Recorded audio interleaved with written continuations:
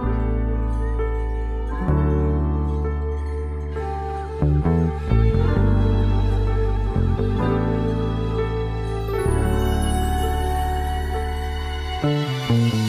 time for the hoes that hate me, two time for the ones I'm saving, three time for the ones tryna tell me I'm whack. I like see the tracks they making, I like hear the chords they laying, I wanna see the drums they playing. Same ones tryna act all perfect for the gram, but the same ones always faking. I'm real though, I'm G, move silent tryna keep my peace. Watch out for snakes, they grease, you catch it, no release. I speak my mind, I'm free, they wanna hide, I'll seek. I show my hands, I bleed, this pen is all I need. For real, this pen is all I need.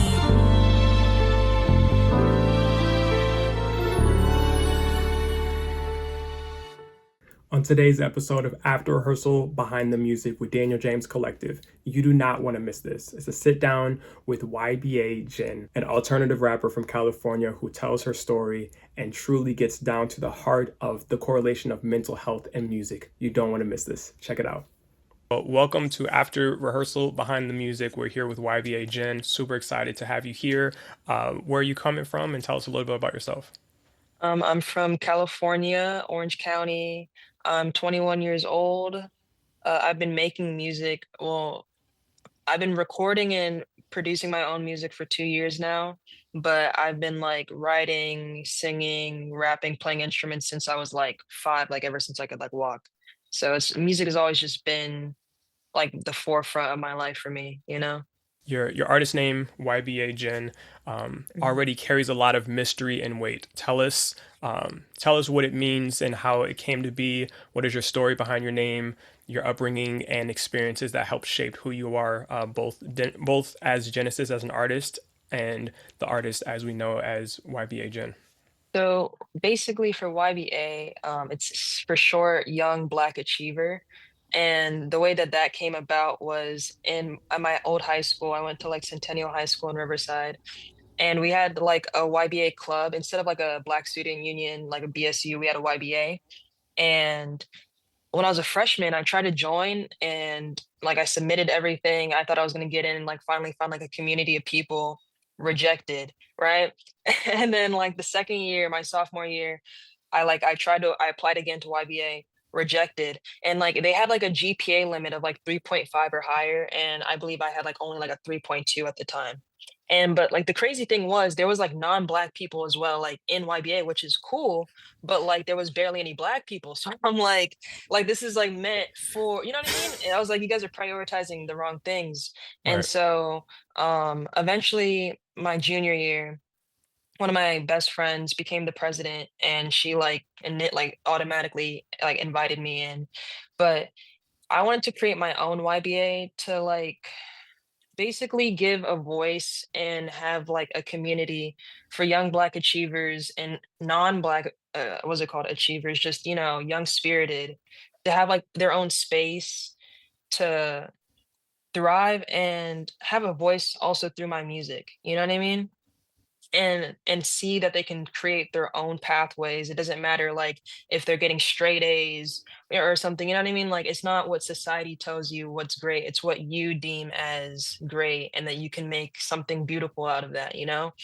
And so YBA just means a lot to me because I never had my own core community. So this is literally just me building that community. And it's crazy because I'm literally attracting that target audience. So I'm like, this I is, love that. you know what I mean? So I love that. yeah. I absolutely love that. Your work feels deeply connected with emotion and self-awareness. How does music serve as an outlet for your mental health journey? Does creating help your process heal or even understand what you're going through in real time? Yeah, I think creating music, if I didn't, it would I would literally explode. It's like it helps me a lot to whatever I'm feeling or thinking, I just either write it out, and then I can look back at it and see if I was how I was literally looking at that like emotion, like in real time, you know? And so, like, I try to be the observer and experience it at the same time. And whenever I put it into music, it helps me kind of visualize and can like conceptualize what I'm feeling or what I felt in the past.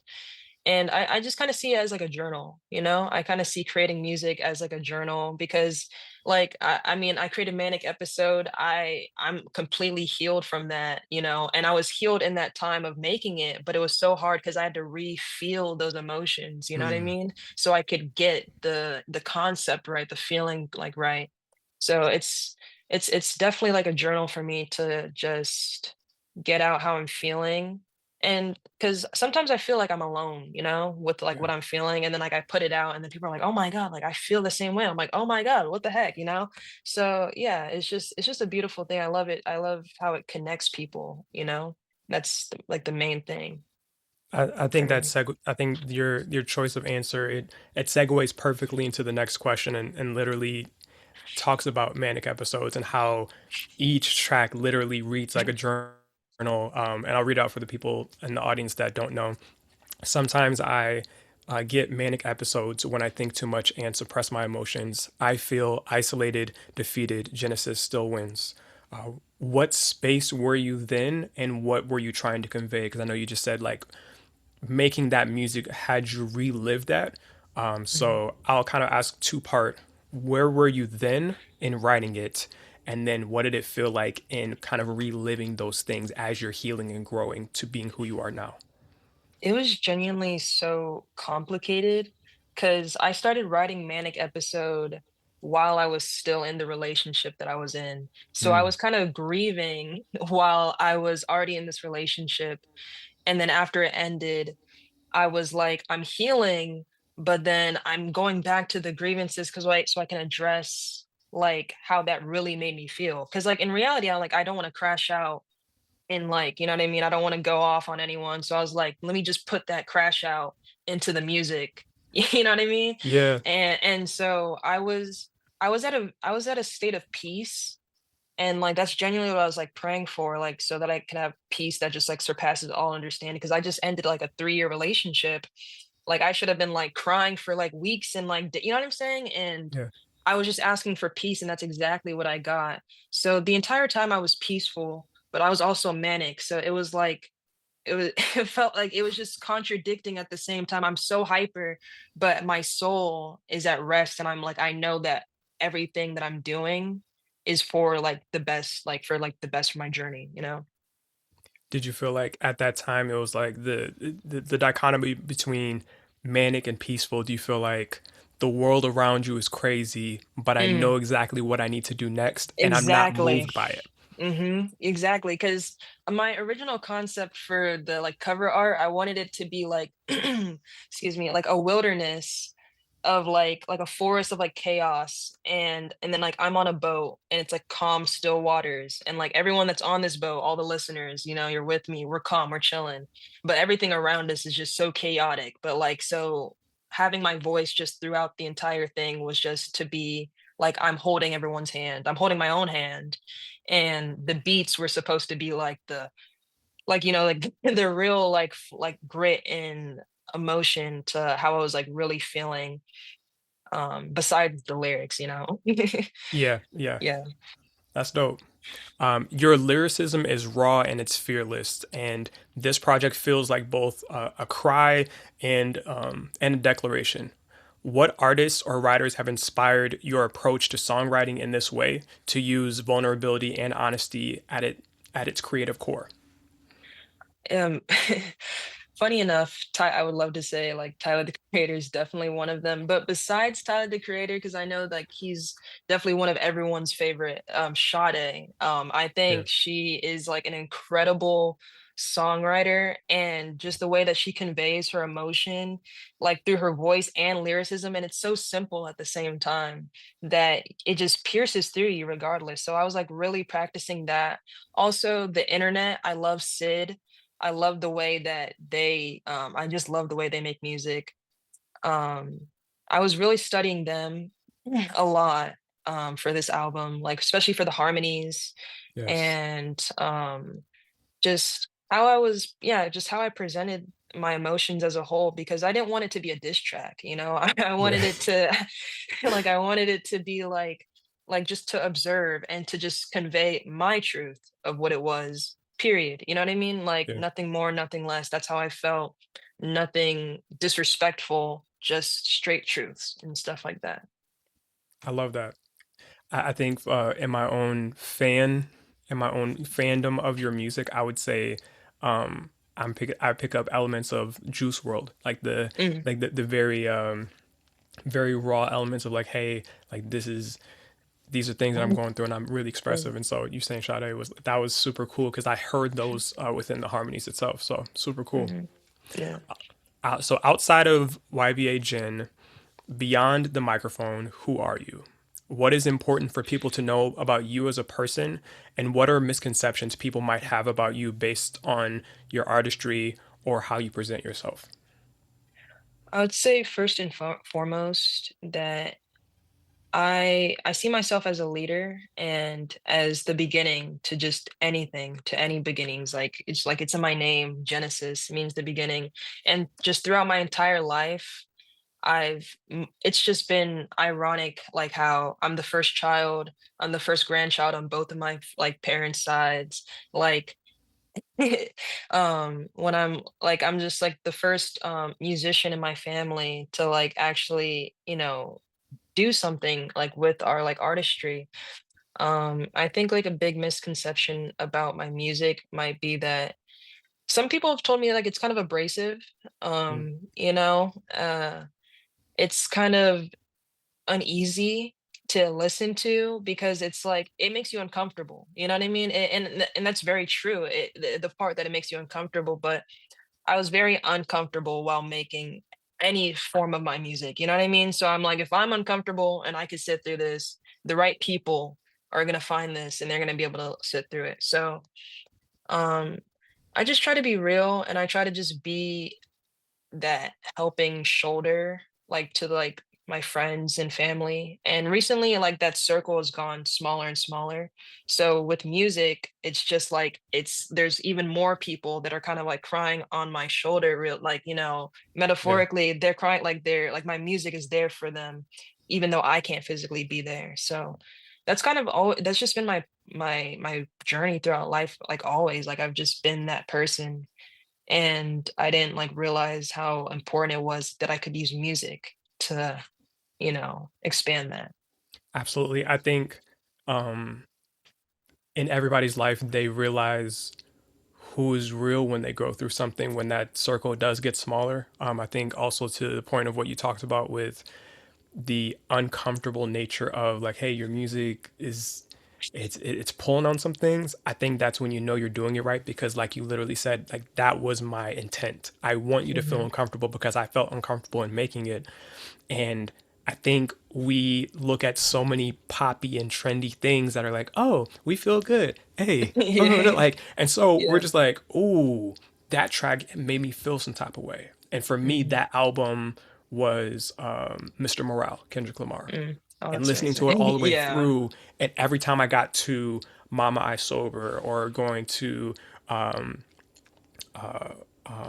so many, just like every different track on it, I was just like, oh my goodness. Yeah. The Auntie is a Man, like all of these different tracks where you're like, you feel that discomfort of, I'm not, I'm not doing this for the clicks. I'm not doing this for the likes. This is pandemic me pouring Mhm. out the crap that I'm going through and the stuff that I see. And this is a raw presentation of what is in my mind. And I love when artists do that. And when I listened to your music, I was like, oh, she cold because you're so young and you're tapping into the authentic nature of how you present music already, and I Mhm. love that. So stay true Yeah. to that because you got a fan out of me, and I'm going to share your stuff everywhere with my Thank audience you. and continue to play your music at our Friday showcases and all that because Yeah. you're dope. Thank you, bro. I really appreciate it. Absolutely. Uh, yeah, Manic Episode, I genuinely wasn't even expecting that many people to like, I didn't was expecting that reception at all. Like, Yeah. and it was funny because like I dropped Isolated 2 months before I dropped the entire album. I dropped Isolated and Too Much. And I still was like hanging out at, like 43 monthly listeners, but still like no one was really streaming the songs. And then I Right. just thought they sucked, right? And then once I just like I started tapping into learning how to market better just in general on TikTok and stuff like that. and then I posted isolated, and then like it was like getting so much reception. I was like, oh, I was like, you got, I was like, people like this. I was like, crap, like it's genuinely, it's just some people are late to parties. That's like one of my favorite things to say. It's not that the party sucks. It's just some people are late. Absolutely. Absolutely. And Yeah. sometimes you'll find those songs that are late hits and you're like, "Oh man, this song is bumping." It's like, "I wrote that 3 years ago." Like Yeah. Yeah. like what are we talking about? Yeah, I think some music is just like an anachronism for like certain like times because and I thought my music would be that. I thought that it Mm, was gonna hit later on, you know what I mean? Like yeah. way later. But I think it was like right on time and I feel like it's going like hopefully I try to make music that transcends time. And that's like Yeah. just like my goal. Yeah. Kind of along that lane and just kind of how we think about marketing and presenting as musicians and artists and how the creative scheme of the music that's not that great hits harder and then the Yeah. music that we pour everything into that we sweat and be like, oh yeah, it is about to hit, gets like 5 views and we're like, or 500 views and 3 likes and Hmm. we're like, what the crap. Would Yeah. you say that in your perspective, music music influences culture or culture influences music in regards to just how we consume it in general? I think currently right now it's the culture moving the music because Yeah, I think for the music to move the culture it has to be something new and like innovative and like something that like really like how like Tyler for in my opinion like really changed the entire like rap game with just his approach to music. right, But now it like I feel like it kind of like flip-flops, someone it's like there's an impression from the music and then the culture decides and then there's like a new like influence. So right now I definitely think that the culture is influencing the music, but I wanted to be that person that started that new music influence and have the music flip on that side and influence the culture and vice versa. we talk about highs and just how everything is going, but take us to into the lows for a moment. Okay. Personally, emotionally, mentally, what was the hardest seasons of your life, and what did you learn about yourself through it, and what helped you climb out of that space? I think I would say the hardest seasons of my life were when I was like in high school, like before I really understood me being bipolar, I was just really just hot and cold all the time. And I wasn't like also I wasn't taking any medications, but I was like in school, I was in sports, I was making music, but something was just always off. So I think the and throughout my entire life until I was like 19, that same emotions of being like depressed, manic, good was always like flip-flopping until like I just had like a moment of like surrendering my life and like realizing that there's a bunch of things that I can't control. Right. And I'm stressing over the things that I can't control, the people that I also can't control besides myself, Yeah. And once I just shifted my perspective of I can do as much as I can do. And if I know that I'm putting 100 in it, I just trust God for the rest. Like that's literally it. And I've just been like literally blessed in like miraculous ways through it. And like for like people that like, I don't know, it seems like I don't know, like maybe it's like, oh, it's just a coincidence or I'm just lucky. But I would just say I'm blessed. Um and I I just try to like see the like good out of everything. Like every morning I wake up, I'm like, thank you God for waking me up this morning. You know what I mean? Like that just being Absolutely. alive, you know what I mean, is like a blessing. And I look forward to creating new things, meeting new people every single day. Like that's my bread and butter. So yeah, so getting out of it is genuinely surrounding myself with people that have been in that situation and have conquered it in a positive light Right. and then also just taking that advice and learning from the people older than me and seeing how if I don't take that advice, what it would turn out and look like. And I was like, I don't want that. So I didn't want to be old and bitter and like, upset that I didn't pursue music because I was too depressed. You know what I mean? Because it's like, and not saying that I don't feel those things anymore, but it's definitely a shorter time period that I feel these things. Absolutely. Yeah. When you write, whether it's bars, poems, or full songs, who are you writing for first? Do you see your music as therapy for you, or do you think about it how the people might find healing through it? I ultimately just think about how it's like healing for me, you know? And that's why it's like surprising because I'm like, the other people receive it because I'm like, oh, I wrote this for me. I wasn't expecting other people to feel that same way. Because I feel like there's like a certain moment in like an artist's career that they have to like start thinking about like the fans and like certain things that they might want to hear. But from like the perspective that I came from, I had like no fans, you know? So this was literally just me talking to myself and putting this out in the world just so I can say I did it, you know? And that Right. it's done. And so that's yeah, my main focus whenever I'm writing is just to heal me, and it does, and it literally does. Whenever I put out like a new song, that's literally me making a statement, and then like I'm on to the next. Like I'm cool off that, but I'm so. Heard that. Heard that. What does your creative process look like? Are you spontaneous with your writing, or do you need to sit in silence um, and just kind of sit in your emotions and stuff? What does your kind of space and mindset feel like when you're truly like going at it versus, oh, hey, here's a quick idea? Mm. Usually, I think I'm pretty like sporadic and like spontaneous, like when it comes to writing. Like I could usually I write like my like songs. I wrote I'm Real at work while I was at work. And like whenever I just focus on something, like genuinely focus on it, like I just put my headphones in, listen to the beat, and then like usually I can get that out in like a 30-minute span if I just focus on it, versus if I'm just trying to get something like a quick idea, usually it's something that it's like something like pre-thought and that I just haven't completed. Um, but I'm pretty like flexible when it comes to writing. Like I can write at work, I can write in my car. As long as I've like focused on it, I just put it like a song on, I count the BPM in my head, turn it off. I hear like the music playing in my head, and then that's kind of how I write. That's dope. Have Yeah. you, as far as just your own production flow and such, are you crafting those beats yourself? Do you have mainly producers that you work with? Like, what does that look like for you? So Manic Episode, I produced all of the songs myself except two. So except Isolated and Too Much actually. Okay. And so for the songs that I don't produce, I just like buy them from like other producers that I think are like really dope. Sometimes like it's like a YouTube beat and I get it off of like BeatStars and stuff like that. But for all of Manic Episode, this was my first time producing, composing like an entire body of work, writing, recording, and like composing. And That's so, dope.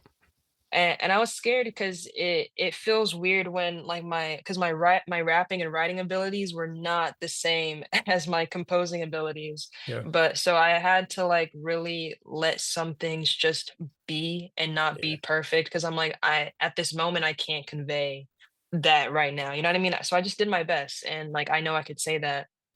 And um so yeah, like I'm Real. I also bought that beat. That's another producer. I forgot his name, but he's really cool. And then Raf Knight produced Isolated. Um, but for continuing on forward, I just usually have like producers that I work with, and usually like sometimes they'll even like give me free beats, or if I like find like another producer, I'll be like, "Yo, like how much for this beat?" Right. But for the most part, like 85% of it is just me producing myself, just trying to get better at this. Yeah. Oh, in regards to when you are creating, just kind of you're talking about the vulnerable nature of like, hey, this is what my pen is like, and then also this is a completely different skill set. Mhm. Would you say that you're more safeguarded and perfectionist over making sure everything is the way that you need it to be, or are there certain songs you're like in a similar light of Tyler the Creator? It's like, hey, however it flies, it flies. This stuff could be Mhm. trash, but I'm just gonna spit over it and see if it sticks. Yeah, I think at the beginning of me just like discovering the artist in me, I was definitely a perfectionist. and that was like the reason why nothing was ever done or put out because I was a It really be perfectionist. like that. So It I was really be like, like I really had to like be like, yo, like, do I want to be a perfectionist? Because I right, know that this is my passion. I know that it's something I want to do, but I know that if I do this, I won't be able to get where I right, want to be, you know? And I had such a hard though it was such a hard pill for me to swallow failing in public. Like, you know what I mean? That was like, I don't know, like that was like so scary to me. You know what I mean? But yeah, then once I changed my perspective of like this is a whole different lane. And even at me being at this base level, there's still people that can't even like, attempt what you're doing. You know what I'm right. saying? And so like, and the difference is going to be that I'm going to continue this, I'm not going to stop. I'm not going to give up because if the only way I could possibly fail is if I myself give up. So, um, yeah, yeah, definitely. What would you say your dream collaborators are? You would absolutely love to collaborate them in the future, even if it's like a full court shot you're shooting. Dream collaborator, Dochi. Yeah, She's really the one who like inspired me to get also like tapping back into that last question about like to not be a perfectionist, you know what I mean? And it was like like it's like so imperfect that it's perfect, and that's like the best thing about like human made music is that it's imperfect. It doesn't sound robotic. right. It has feeling. And so I would love to have a collab with Dochi one. I'm already calling it. We're gonna have it. We're gonna have it one day. Yeah, She and don't I'm she gonna don't know it cover it. yet. Yeah, Yeah. I'm gonna do the Yeah, she behind the don't music there. Let's go. exactly. She don't Yeah, know it we're yet, gonna but make it happen. we're me, YBA featuring Dochi or Dochi featuring whatever. It's happening I love one that. day. Have you had a lot of experiences in performing live, or is that something you desire to do? Have you already kind of pitched different festivals and such as we're, coming into thinking about next year in the spring and summer? Because I'm sure they're already kind of Yeah. preparing, planning for that. I performed a bit when I was younger, but then recently I had like a small like intimate performance with this marijuana meditation. It was like kind of like a third space of like it was like a sound bath, it was like a joint rolling class, and then like it Uh, featured my music, and like I got to like perform and stuff like that. that's dope. And so that was like that was recent for me. So I do want to like have like an actual show like near in the future. I'm aiming for the House of Blues in Anaheim. Let's go. So yeah, That's super unique. I would yeah. not have thought that. Shoot, they got classes for everything now. That's what I'm saying. I didn't even Like, know. I look, was growing up, like, growing up, you would have got made fun of for not knowing how to roll. Like, yeah, like what you mean? What you mean? How do exactly. you? Exactly. I got made fun of when I first was learning. I was like, but Man, it was it was like such like a but like, nice space, what do you do? Like you just roll it. I'm like, oh Yeah, my God. yeah. Yeah. As you look ahead, personally and musically, what is next for you? What kind of impact do you want to make through your art, and what keeps you grounded as you keep evolving in this space? Um, I'd say what's next for me, I genuinely don't know. I feel like I know for sure that I'm gonna keep making music, but as in the trajectory of how I think my music is gonna go, I know that it's going to keep growing and rising, but I try to limit those expectations sometimes so that I can just like enjoy now. And so I think that's what kind of grounds me is I acknowledge that I have a good thing going for me, but I'm like, okay, just stay on the path. And um what I want like my music to promote is just self-love, peace within yourself, and staying in your own lane genuinely, like that's like, and realizing that your lane is special. You know what I mean? Sure. Sometimes you want to swerve into someone else's lane because you think it's cooler or whatever, but like just realizing that you yourself like are a cool, genuine person, and Right. being your authentic self might not always be rewarded in life in general, but it's not always about the rewards. So like genuinely this is for me to just reach as many ears as possible and help as many ears as possible, including myself. So, yeah, I would say that I could say that my goal though is to just reach as many ears as possible, you know? I don't know how long that is. I'm aiming for like 5K monthly listeners by like the end of next year. Love that. You Love that. know?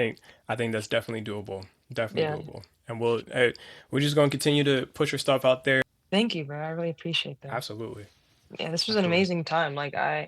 Um I don't know, like sometimes like I get in my head before things and I'm like, oh my God, like am I prepared? But then like as soon as like I'm like, it's just like a genuine person. I'm like, oh okay, okay. Like well, you know what I Yeah. mean? I don't have to Yeah. like I can just like let down my guard and stuff. But yeah, this was amazing. This was great. I heard DJ Jazzy Jeff, he was in a barber shop and they were talking about somebody like a rapper that it was either a rapper or a DJ that passed and he had done a lot of production stuff, but he had hard drives of music that he never released. And DJ Jazzy Jeff, he was super emotional. He was like, "Y'all, empty the clip." He said, "Release it all." He said, "It don't Mm, have to be perfect. It don't have to sound the way you want it to." He said, "Most of the time we be in our heads." He said, "Release the music, empty the mm, clip." He said, half the time the music that we need to get out needs to reach somebody that we don't even realize is listening." And I think exactly. that really resonates with, like, I was scrolling through and I'm like, this, and loved it. Then just Hmm. started listening to your music. And I'm like, yeah, she cold. Reached out Yeah. to you. I'm like, this is no. And I got excited. You reached back. I was like, oh, I told my friend, I was like, yo, YBAGENN's going. I was like, I get to interview YBAGENN. And like, I know you may think of it like, who me, but like, your stuff is dope. Thank you, bro. Yeah, Um, no, it's like, it's definitely, it's definitely like shocking, genuinely, because like when like sometimes like mothers will be like, yo, like I play your music in my house, like from like my whole family. I'm like, damn, I'm like the whole family's listening. I was like, shit. I'm yeah, like, yeah, but it's just like it's just a pleasant surprise. You know what I mean? Like it's just a pleasant surprise because like that's the goal. yeah, It's just I don't see it physically day to day sometimes, so I yeah. forget, you know. But it's like these moments like these that like I get to meet artists and like just other like-minded people that it like really hits, and I'm like just grateful that like I'm gonna have this experience, you know. My advice for you is, um, have greater faith. Mm, Increase the capacity of what you believe is possible. mm, So I when agree. Yeah. when you're praying and you're like, hey, I just need, this to happen in my life or da da da, like, let my music touch the entire globe.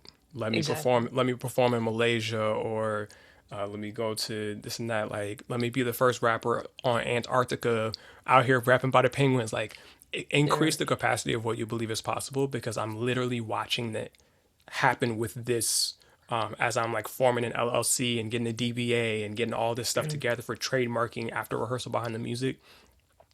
This is great. I told my friend, I was like, oh, this artist reached out, and that artist reached back, and I'm talking to people all over the country, and like, this is incredible, because like every person that reaches back, I'm like, thank you, because you're helping me to realize something that's my dreams, but then also like, these conversations are dope.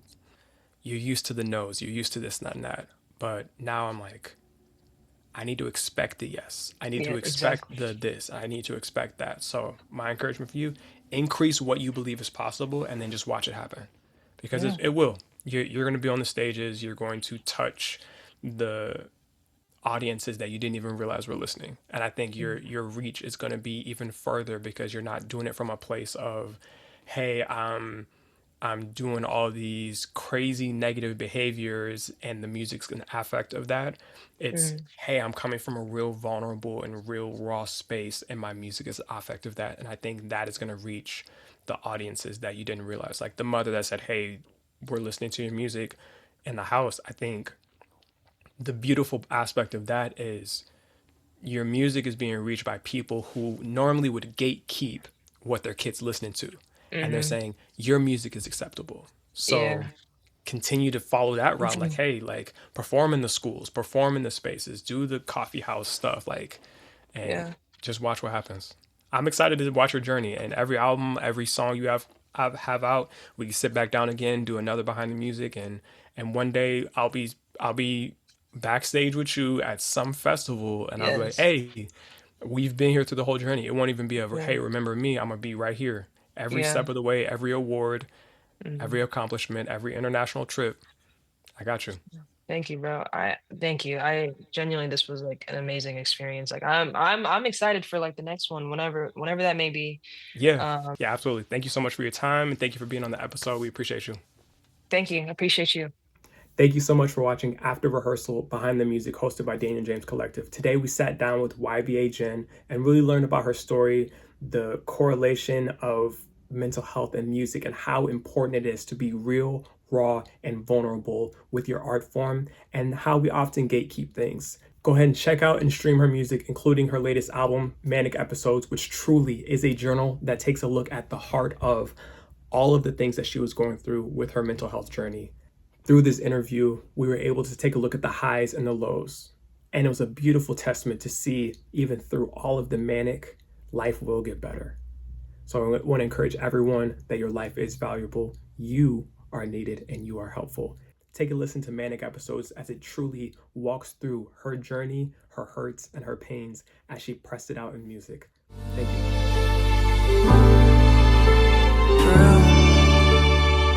This pen is all I need.